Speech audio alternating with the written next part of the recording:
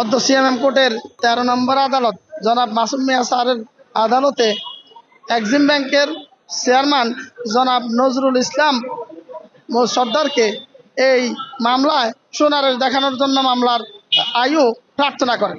আমরা রাষ্ট্রপক্ষে আসামিকে শুনানি দেখানোর জন্য আবেদন করে যে বলি, মাননীয় আদালত, এই আসামি হচ্ছে এই হত্যা চেষ্টা মামলার এজাহারভুক্ত আসামি।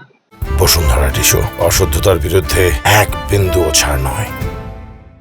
এই ভিকটিমকে 19 জুলাই 2024 তারিখে খিলগাঁও থানাধীন পিবিআই এর অফিসের সামনে গুলি করে হত্যা করার চেষ্টা করা হয়। তার গলার বাম পাশে গুলি লেগে গুলি বের হয়ে যায়। এই আসামি দীর্ঘদিন হসপিটালে চিকিৎসা শেষে এই আসামিদের বিরুদ্ধে এই মামলাটি দায়ের করেন। এই ঘটনা যেদিন ঘটেছে সেই দিনটা অত্যন্ত গুরুত্বপূর্ণ, কারণ সেই 19 জুলাই 2024 দিনটি ছিল জুমাবার। সেই দিন সকাল থেকে রাত 10টা পর্যন্ত এই বৈষম্য বিরোধী আন্দোলনকারীদের প্রতি শেখ হাসিনার অনুগত বিজিবি, র্যাব, পুলিশ নির্বিচারে গুলি করে আন্দোলনকারীদেরকে দমানোর চেষ্টা করে।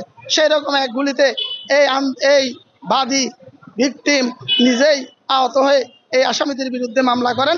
বিজ্ঞ আদালত আমাদের আবেদনে এবং আমাদের শুনানিতে সন্তুষ্ট হয়ে এই আসামিকে সিডব্লিউ মূলে জেল হাজতে প্রেরণ করেন, এই মামলা শুনানির দেখান।